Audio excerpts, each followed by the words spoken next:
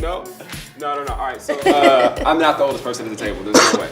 But I'm gonna ask the first question. Okay. All right, let's do it. All right. Do you feel a responsibility to shed light on topics that pertain to the Black community? I see you looking at me. So She always vocal. Of course. I feel like as artists, it's our job to speak the truth. And if truth is Black people are dying in the streets, that we need to shed a light on that. We shouldn't just be taking the glitz and the glamour and not trying to make the world a better place. So I'm all for shedding light on issues that pertain to the Black community. Absolutely. When you think of people that have come before us and that have paved the way for us to do what we do, they've always used their voices in a way to inspire and to use their art to, really provoke people to make change. So I feel like it's a responsibility always to say anything about what's going on in the industry, whether it's you being a woman in the industry, in the Black community. Like, we have to use our voices because that is a part of the gift that we have been given to, in the platform that we've been given to use. How do you, since you coming from across the pond. Across the pond. How do you? That's not how we speak. That's not okay. Across the pond. I won't. I don't get hired for a lot. Even the way I did it is not how we speak, so it's nothing about you. Yeah, because I don't get hired a lot for English. The British stuff. Yeah, no, that's not my lane. Stilo. But having that outside perspective, like how do you look at it? Because it is a different set. It is what's happening there is different than what's happening here. Although there may be similarities, right? Yeah. I pertaining to that question specifically, I feel responsibility, especially I've been in LA for 8 years, right? So I came in when I was 23, so I kind of like I've grown up here. You know what I mean? Because I've had first time I moved out of my mom's house, first time I had serious relationships, breakups, So I feel like I've grown up here, and one of the things I've always wanted to do when I came here was spread what culture we have over there here and actually connect the international and global diaspora together. I spent a lot of time in Kenya and Jamaica. I've got Caribbean parents, so to understand that, even though the minutia is very different, there's so much similarities. And for the British audiences, or growing up as a young Black Londoner, we look to African American heroes growing up, whether it be in the arts first, but I'm talking about the heroes like Martin Luther King, Malcolm X, many different people, and to lead the way in a sense. And so the internet, what the internet's done beautifully is kind of connected everybody and realized that, right, this person's here. Like I was talking to Issa Rae about Insecure and saying, my sister loves the show. And she's like, really? They like that in England? I'm like, yes, they like that in England. They're proper, the culture, Black people are more similar than different around the world. And that's one of the things I kind of want to spread out there, especially with sometimes being in America and having a lot of American friends. The split and the fraction that comes with Black actors, it's like, they're doing this, they're taking the parts, and we're hungry over there. There's nothing. Nothing. That's why y'all coming for our days throat. Yeah, y'all coming for our throat. That's why y'all coming for our throat. No throat business. Love and hugs, love and hugs. But it's just that desire to connect globally, and so that's one of the things I'm always interested in kind of spreading.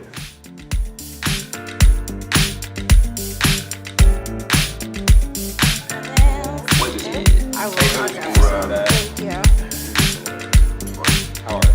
Nice, very nice. Yeah. Also, we supposed to give a question now. Why we? Who got the question? Ooh, Bree got it. I got one. Ah. Tell us about your first big job. Ooh. Sis, first you go. Me? Come on, baby, sis. First, what constitutes big? Like I a check, or like I was excited, or like what? Let's go for both. Did you buy your mama a house? Check the following. My first series regular gig, got to move to New York. And they were already starting, so I didn't have to do a pilot, which is always nice. First one I was really excited about, probably Grey's Anatomy. Wow. Because I was like such a fan for so many. I had stopped watching it actually by the time I even got on it. That was my first job. Was it? Yeah. Yeah. Father God, make us truly thankful and bless the food that we're about to receive for the nourishment of our bodies. Lord, thank you for the fellowship and the conversation. Bless everyone that is involved in this project and everyone watching. In Jesus' name, amen. Amen. My first big job that I booked was back in the day, ER. And I was really proud of that because I stood up for myself because they wanted to do a sex scene and they wanted to do something like really like In ER? in ER, like not a real like so some titties, nothing like that. But you know, it was just I had just did like a kids movie for like High School Musical stuff, and I just was like, you know what? You took a really big jump. You went from High School Musical to. You know, because we gotta do it all. The titties. But I was flattered, you know what I mean? But I stood up for myself, and I was like, you know what? I really don't want to do that yet in my career. I just did a kids movie, you know, I want to just take some times to get to the titty, in the back titty, I don't know. But the producers really liked me, and they admired that I stood up for myself, and they saw that a lot in comparison with the character. And so they hired me, and I was only supposed to do it for 4 episodes, and I ended up doing it for 2 seasons. What? Wow. Yeah, so I got to play a doctor, Dr. Laverne St. John, and that was awesome. And I had so great, met so many great friends, Angela Bassett, Guy Pfeiffer, you know, just a lot of people that have become my mentors. And then I did my own show. Well, it wasn't my own show. It turned into that, where I really got to do my comedy, and I really didn't know how I was going to get into comedy, but I did the show on TV1 that a lot of people still love, and I really got to, it's called Love That Girl. Love that girl. Uh-huh. And even though it was on like a smaller network, it really gave me the freedom to be the funny, crazy Brescia that I am, wear wigs and tell jokes and meet Martin Lawrence, my like icon of comedy, and play with him, and just have so many friends from comedy come from that. And so the big success part that I was really proud of myself is after Love That Girl, people try to pigeonhole you and try to tell you what you are in this business.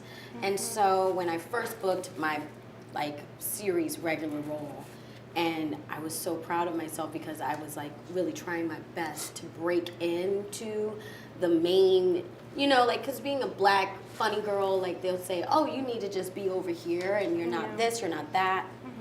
But my first pilot that I booked was for Kevin Hart and his pilot, and it was with Romany Malco, and I was the lead, and I was just like so thankful, and I was able to call my mom and be like, I really did something that I'm proud of myself for. I went to so many auditions, I was able to let loose, and to get the call from Kevin was really big, and we've been friends ever since. So That mum call is really great. that mom call, It's the one where it's that like, mom Mum, look. call, That's like, Oh my God, really? Yes. Oh Yeah. my God, it's a It's- lovely call, I man. think that's a successful thing. That is. That's to me. For It's like me. when I remember I didn't tell my parents I was acting for like 2.5, 3 years. I lied to my parents and told them I was really? still. I had a day job. I done had like 27 million jobs, and probably got fired from 2,600 of them. oh my gosh. And It's a decent ratio, though. You tried it all. Some of them I just walked out on. But I remember the first time I booked a pilot, I called my dad, and I was like, yo, is Mom home? And he said, yeah. And I was like, yo, both y'all get on the phone. And so she picked up the phone in another room, and I was like, I just booked a pilot. And they were like, what? They didn't even know what it meant. Like, they had no idea. And I was like, well, I booked like this presentation that's gonna get made, and like if somebody buys it, if the advertisers like it, then it's gonna be on TV, and I'm gonna be on TV every week. Yeah. And my parents was like, oh, okay. So you acting now? And I was like, yeah. And they were like, okay. Well, what does that pay? Oh. And I told them what the rate was, and they were like, Oh yeah. okay, we like this. We like this. Yeah, we like this. Don't you stop doing that. And like to me, that was the moment where like that phone call was like, it made sense of all the time that I had spent in LA to that point. Because my parents were like, yo, what are you out there doing? Like, it's, you know what I mean? Like, it's expensive, you broke all the time, you're getting parking tickets, your car done had a boot on it 3 times. What's a boot on something? A boot? Oh baby. Oh man. It's What's what they put. You ain't having a You boot never seen those before? yellow things on somebody's wheel? And You they can't move. They You You call can't move clamp. your car? A clamp. Sure, Clamp. sure. Clamp. Yes. Yeah. Yeah, sure. You think somebody actually put a boot sounds boot? aggressive. It is aggressive. Yeah, That's it so goes- aggressive. it is That's aggressive. it. Can't And so I move. had 3 different boots, and I would literally tell my parents, I'd be like, yo, like, I gotta pay my car insurance this month, but I just need to pay the whole thing for the year. Can I borrow $800? Wow. Yo, I'm about to join SAG. Can I borrow $700? Like, I was literally calling and like just making up whatever excuse. I want your parents, because my parents were like, Right. bitch, give me $700. Exactly. Me too. I want it too. Listen, one time did they give me this money. Okay. The second time, my dad he was like, listen, here's what we gonna do. I'm gonna give you $300, you gonna make the rest of it work. Okay. The third time, he was like, Negro, you on your own. Yeah. And so I did call 3 times, but that's how they played out. I was up for a show before Dear White People, and they offered it to me. And I read the script, and it was a good script, but I went into like the final producer session, and they were like, you know, can you, and they wanted to say make it blacker, you know? And I had that feeling, and I was like, you know what? I'm going to coon this up, because if they say this is what they want, this is not the project I want to be signed on for 6 years. And I did the biggest stereotype I could have played in that audition. And they were like, yes, that's it. And I was like, I called my agent. I was like, I don't want that job. Wow. And now to like fight for that role, to like, I want to be a regular on a show, and oh my God, whatever. They offer it to you, and to say no. Yeah. I had to have faith and be like, oh my God, like how long have I wanted this, and somebody's handing it to me. I was like, but it's not right. 3 days of depression and darkness in my home, and then I get the call for Dear White People. Amazing. And I go into the audition, and I was just like, you know, I did me. I wasn't even thinking about it, to be honest. I was still kind of reeling from the other thing. And then they just gave it to me. Like, I tested, and it was just like, this is the girl. And it's a testament to understand, like, listen, like, whatever is for you is for you. Amen. And God knows, like, you can feel it in your bones if something's right or if it's not right. I knew I wanted, like, to have a job that, like, could encompass my activism, as well as, like, I want to portray women of color in a different light. Like, we're not stereotypes. Yeah. Like, we're 3-dimensional beings that should be depicted as such. And to get that and to have Coco, like, it was just a dream come true. I lost it. I have a video from it that I like. My mom, my boyfriend was like, turn the webcam on, good or bad, you'll have it. And I turned it on, and I'm like talking for a good hour, forgot that it was on. And when they called me and I said, I'm Coco, I just started bawling. It was insane. And it was on the web? And I have it. It's insane. Oh. It's insane. She's releasing it, It's guys. insane. It's insane. I look crazy, but it's fine. I was crying, and it was when I called my mom, and she was like, "Look at that," because I told her, I was like, "Mommy, I have to say no. I can't do it," just like that. And when I said that to her, she was like, "Well, I trust you." Like, to go from like getting a degree in chemistry, and then my senior year deciding to like. You finish the degree because there's no way I could go home and say, no, I don't have a degree, but like, I want to be an actress. Like, I really feel like this is what I should be doing. And my whole family lost it. Like, they were like, you're going to be on the street. Like, they lost it, like full on lost it. So it's interesting now when I'm all over their Facebook pages, I'm like, you remember when you told me to get a real job? What were you studying? Huh? What were you Chemistry. studying? Oh, Stony Brook. At Stony Brook, I got a degree in chemistry. So I finished, and then I was like, okay. I didn't tell anybody that I was taking classes while I was getting a degree.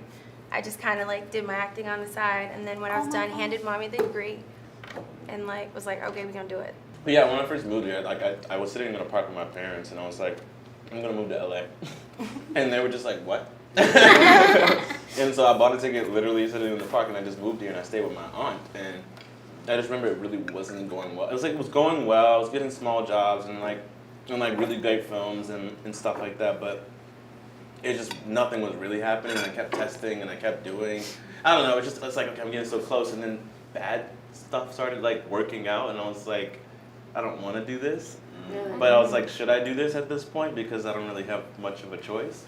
And it was a similar situation where I was like, okay, no, I'm gonna say no, and I got so depressed that I was like, I remember taping, I had like a couple auditions, and it was like, one was for It Comes at Night, which is the movie I ended up doing, that kind of like changed everything for me, but I remember being like, oh, what is this?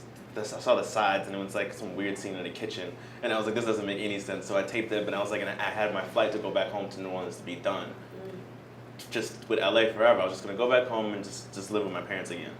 And it went off. I ended up leaving. I went home, and then I ended up getting a small part in Mudbound. So then I had to go to Budapest for a week, And I remember being with Jason Mitchell. He was like, "You got it, man. You from New Orleans. You fighters. Da da da da da." And then like later that night, I got a call, and I got it comes at night, and I was like, and then I went back to anyway, and I'm working with Joel Edgerton and like and just all these crazy people. But it was like it's the small little things of patience and saying no to things that you just don't believe in, and just trusting in yourself in the process. That kind of made me go, you know what? It takes time, and it's not all gonna just happen like that. So I have two. You have two? No, you go. It's England and America. So the first one was I did this film that's a bit of a cult classic at home in England called Kidulthood, like adulthood but kidulthood. And it was my first lead, and it was like I wasn't meant to get an audition for it. I was an actor, but everyone at my college or high school, college thing, high school for you guys, college for us. Okay. Was getting an audition, and then I was like, where's my audition, where's my audition, where's my audition? I'm like, darling, it's coming, you know, they just want to see people that are actually from the street, you know. I was like, oh, come on. So I snuck into the audition, and it was like maybe about 100 and something people, and it was kept whittling down. Got the job eventually, and then the film went down, because, you know, independent films, independent finance, it went down. And then everybody else came back the next year and got cast for the film, and I was the only person that did not get cast. Wow. I was literally in my room tearing up, like wasn't gonna get cast in the film, and it just made me focus in a way I'd never focused before, and I ended up learning the whole film, like, and then went into the audition, and the director's like, "Do you know what scene we're gonna use?" I said, "I know the whole film in my head." Wow. Oh my And God. so from that point, it was the process I went forward with. But that was my first one. And then the American one, which was amazing because coming to America, just like you come into America, was Harry's Law. It's an NBC show with Kathy Bates. Yeah. Yes, The that was a legend. great show. The legend. You crushed on that. You worked in the shoe store. Yes, I did work in the show. Yeah. Big up, thank you. Have you had a fangirl or boy moment with anyone on set?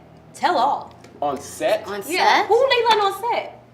mean, Well, that I just have. gets Oh, you awkward, have. doesn't it? Okay, go ahead. Halle Berry. She's lovely. Was she? It's Halle. She was lovely. I met her. Well, I met her at my friend my friend Major's concert, and you know he always brings Jesus in there, and so we all having a Jesus moment. And I went up there and told a story, and after I got off stage, I was just like, "Don't look at Halle Berry," because I grew up watching Dorothy Dandridge every day. Her the story of Dorothy Dandridge, the life of Dorothy Dandridge, every day after school, because I was obsessed with Dorothy Dandridge, obsessed with her, and so I just said, "Don't look at her because then you'll cry. Just don't do it." I'm telling a funny story, so don't cry. Don't look at Halle. And so when I walk off stage, I'm walking right past Halle Berry, and Halle goes, "You are just the sweetest girl here. I love you." I screamed in her face. Did you really? I did. She was grabbing on me, and I was like, "Ah!" Your response, man. I just didn't know what to do. What What'd else she do you do? What'd she do? She just was like, "Okay." I was like, "No." I love that. You scared Halle Berry? I'm scared Halle Berry. I love that you reacted like that. But I mean, It's I started so talking to honest. her, but Yeah. I mean, I just was like, okay, I ruined it. That's it. And so when I went to the SAG Awards, you know, I know her best friend Lindsay, and Lindsay was like, "Oh, Halle, do you know Brescia?" And she goes, I was like, "Oh God, don't scream in her face, Brescia." And she turns around, she goes, "Oh my God, I love Brescia. Oh my God, hi girl." And I was like, "You know, I mean to scream in your face last time, but I love you so much. You know that, right?" And that's why I'm just gonna let us take a picture. So she's so sweet. She's lovely. I gotta say, mine was probably Sam Jackson.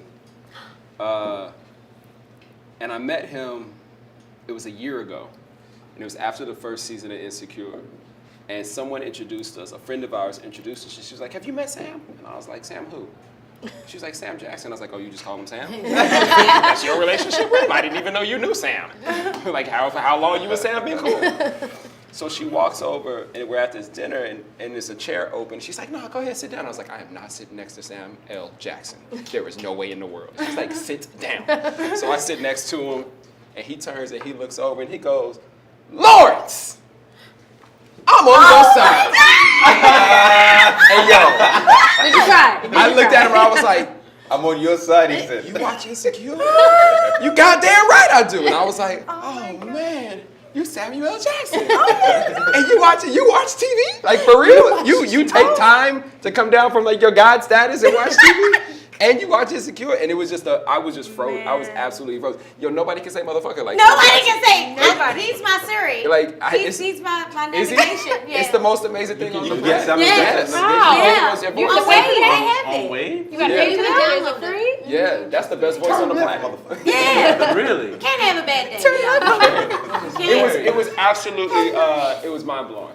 It was mind blowing, and I still see his face. I still see him turn around and look, because I thought he was gonna look at me and tell me to get the fuck up. Yeah. I thought he was gonna be like, motherfucker, if you don't get. I thought he was gonna, give me a kick my ass, but he was like, I'm on your side. I was like, okay then, yeah, me too. So amazing. Yeah, that was pretty amazing. dope. That was pretty amazing. Up next, if you weren't an actor, what would you be doing? This is what I was saying. The one that I thought somebody already had. Boom. If you were an actor, what would you be doing? Well, I was doing it. I stopped acting for about a year before I got this latest job. And I was making flower arrangements. And they're freaking incredible. That's I dope. buy them for my agents. They I'm are. kind of pissed that she has a job. I know, I think some people are kind of mad. They're a so little mad great. about it. Yeah, so I would be doing that, or, well, to tell the story how I stopped, like, I was just like tired, over it, the desperation stuff that we were talking about before. It was like I felt like I was bringing that into everything, and nothing was like making me feel fulfilled. Like nothing was like I'm auditioning, I'm testing, it's me and another person, and then I'm like, I'm upset I didn't get this job. I don't even care about this job. Like, I'm not telling any stories about people I know and I care about. I'm not doing anything challenging, and it was just exhausting. So I was like, all right, I'm done. I don't know how long, but I got to make some money somehow. And I was like, oh, I know how to make flower arrangements. But the other option was to become a arts therapist, because I really wanted to start like a school for kids who've been raised in violent homes or lost parents. I lost my father when I was 3. He was murdered. And I was like healed by the arts. And so I was like, okay, I know I want to start the school eventually. Maybe I can be a teacher at the school. And I was like, school's a lot of work though. Like, you know what I mean? I was like, I don't know if I really like, I'd have to move for the right schools. But definitely between those two things, if I really was like, forget this, I don't want to do it anymore, that would be it. But luckily I gave another chance, and my first audition was The Shy. And boom. Excellent. So no more It flowers. sounds like you can do it, all of it. Like, when you can really I mean, step a flower for oh, your right. thing, and it's like, you Yeah, make flowers. my castmates like were trying to get me to make flowers for people, and I'll still do it. Really Appreciate it. shout You out, asked me to. I know. I but mean, just I'm not shout gonna shout it Shout out. out the flower. I'm not gonna shout out because I don't even. But just say it. It's called I Owe You Flowers. I owe you flowers. Yes. That's boom. From my uncle was murdered when I was 21, and his nickname was O. So I have a tattoo that says I owe you. If I wasn't acting, I'd probably be creating, well, I am right now, but creating my own skincare line. Oh, That's Yeah. a good idea. Your I skin love is that. bomb. Yeah. Yeah, Skin thank is you very bomb, much. pop I'm it. like Yeah. working on that and a perfume right now, which is funny because that's what I got my degree in. Do you do facials? chemistry. I don't do facials. You I'm not don't? an esthetician, but Because I you know mean, what I could. would love to do? I'd love to like stop by your spot and get a facial, and then pick some flowers up from you, and then like just go out and have a great night. I know. You know what I'm saying? Feel pretty. It's like my night is gonna pop. What would you be doing? I used to say I would be a teacher, and I think I would still teach, but I used to say I would want to teach in like middle school or high school, because I think there was a couple teachers in middle school and high school who really changed my life, and I do still believe I would do something like that. But also like lately, just by virtue of what we get to do, we get to travel so much and get to move around so much. And I grew up traveling so much because my parents were my dad was in the Air Force. So there's something about like just seeing the world that is just like, I don't know, it's absolutely amazing to me. Like from I think I've visited like 24, 25 countries so far. And every place I go, I feel like I find something to bring home. And so I don't know how I would wrap that up into curriculum, but that's what I would love to find a way to do, whether it's taking a class to like different places around the world or bringing back what I've learned and teaching those things. I think is really amazing. Tell us about your most awkward moment on set.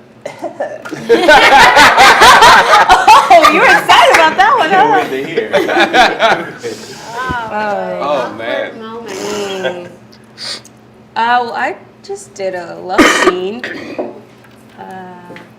Sex really scene. awkward, yeah. Yeah, it's pretty awkward. That I was like, I'll never do a love scene. I'll never be. Well, I'll do a love scene. But I was like, they gonna need a body double. Like this is for my man and my kids, and like that's it. Yeah. And then I turned 30, and I was on this show, and I was like, forget that. Like I should look like this. I mean, it's not even about. It was just like I felt like there was shame involved with not doing it before. And there's something about getting older that you're like, why would I be ashamed of my body? Why would I be ashamed of my sexuality? And so I was like, I'm gonna do it. And it's servicing the characters. I'm not gonna give nothing away, but it's servicing the characters, and I think it's important to show Black love and like all its complexities. And in our season, like Jason and I, Brandon and Jerica go through a lot. And I thought it was important to show like moment of vulnerability and them really showing their love for each other through sex, because it's beautiful. And to see Black bodies, like we out here, like we fine, like black skin on black skin is fine. And I just felt like, yeah, I'm gonna do it. It's gonna be great. It's gonna be so empowering. And then the day of, I was like, where the shots at? Like, why did I agree to do this? You know, so it's super awkward. It's not comfortable by any stretch of the imagination. But I'm so glad I did it. Like, I got through it, even though I wanted to cry, like, before every take. And Jason's like, it's okay. I'm like, don't touch me. Let's just stand here. Let's just stand here, and then let's kiss when they say go, okay? But, you know, I'm definitely glad I did it. Yeah. It's great. I have a lot of sex on my show. You sure do. You sure do. You I be have a out lot here. of sex on my show. You be I know a out lot about Lawrence. Yeah. That birthmark right there. Yeah, it's a lot of nakedness going on. But I have to say, you know, first of all, having to have a sex scene with your boss, with Issa, right, is already funny as it is. And it was her first time having a sex scene ever. So, like, that was already, we were both like, hey. Yeah, you stop it. No, you stop it. No, I'm cool if you cool. You cool? Okay. You know what I mean? So, like, that was, and we laid in the bed, like, all covered up. Like, Oh my God! You know what I'm saying? Yeah, like, I'm covering mine because she covering hers. You know what I'm saying? Like, that was hella funny. And then in that same episode, Debbie Allen was actually directing that episode, and Debbie was like, we were blocking it, and she was like, no, girl, let me show you how to do this. You gotta walk over to him, and you gotta grab him, and you gotta turn him around and throw him on the bed and crawl up on him. And I'm laying in the bed with Debbie Allen on me. What? And I'm like, okay, Miss Allen, Always fine, Yeah. too. It Debbie was Allen's amazing. still fine. Oh, still fine. Still fine. Like it was Still never. fine. All right. But I gotta say the most awkward was probably from this past season. I had to do this threesome scene. Oh, that scene was. And yeah, but here's the thing. So the scene was awkward. I mean, it was just awkward. Ain't no way around that. You know, it's like a girl sitting right here and a girl sitting right here the whole time, and then cameras were moving. You're having a great time. You haven't caught I up? haven't seen the season. You gotta catch up. You gotta catch Catch up. up. It's a lot. And yeah, it's a lot. It's a lot. My man is going through a lot. He's learning a lot about himself. Self-exploration. I believe everyone should explore. So we were doing a turnaround. We were doing a turnaround, and Excuse the pun. and so everybody throws their robes on and walks out. And I walk into, our writers were in one room, Video Village was in one room, and two of our writers, Amy and who wrote that episode? Lisa. They were like, Shmeva Shmoovernay is here. And I was like, what? Shmeva Shmoovernay. And I'm like, what the hell are y'all talking about? And they're like, Ava DuVernay is here. And I was like, Ava DuVernay? On set of Insecure? Like right now? And they were like, yeah. And I was like, no, Ava can't be seeing me like this. And so I opened the door, and as soon as I walk out, Ava is right here. And I'm like, oh, hi, Miss DuVernay. How you doing? Yeah, uh-huh. We just did a thing, and I don't know if you saw it. She's like, no, I saw what you were in there doing. And I was like, all right, I'm going to go to my trailer for a little bit. And I turned around and just walked away. I couldn't even look Ava in the eyes. I couldn't say nothing to her. I just turned around and walked out. I was so embarrassed. And that was mad awkward for me. And I don't know why. 'Cause she's a She director. liked it. She's a She liked director. it, but She's a director. That's what she might have does. liked Right. She's done plenty of sex scenes in her Plenty. own films. Yeah, Like, it was she's just it was directed. still just a very awkward moment to have She has like the to know Oprah that glow She on has her. the Yeah. Oprah where she feels like your auntie or your Yeah. mama, and it feels like They came in the room and they said we're doing a fitting for the sock. Yep. I said you have to fit the sock. I said, I mean, the sock will either just fit or it won't. I don't know. I mean, just throw it in there. Thank you. And I put the sock on. I put my robe on, and it was this scene that Kristen Stewart was playing her boyfriend. That's when I had the dreads, by the way. The reason behind that. And she was like, "You nervous, huh?" And I was like, "Can't you tell?" And she was like, "Well, you know, I've done this a lot." And I was like, "Congrats." And we did it, and she was like, "I'm gonna navigate it." I said, "Okay, cool." She's gonna drive the She was car. gonna drive the car, and little did I know I was gassy. And No. Yay, True. Yay, so I was True. sitting there holding one in while she was just doing what she does, and you're gonna probably see me like this the whole time. I was so scared I was gonna cut the cheese while she was rocking. That's So, amazing. while she was rocking. That's amazing. She was rocking. That's yeah. So that was pretty bad. The DP was looking at me like, I know. Because you're nervous. You're nervous. Yeah. Well, now that we done talked about booty Nuh-uh. It's a and wrap. socks And we ate mac and and cheese. greens and mac and cheese, this was kind of dope. This is lovely. This is the great. first one of this one, right? Yeah, I don't Set know. up nicely. This is the First first one. This is kind of great. It's the first one. Thank you, love Sharon. sharing. Yeah, this Thank is you. And well, I'm I'm a Comfort LA. Yeah, and Comfort LA. That's Comfort right. LA. Oh, I get a hug. Yay. Across the table love. Across the You table love. are something else. He's Adorable. And I was like, good for you. Congratulations. This was awesome. Yeah. Thank you guys.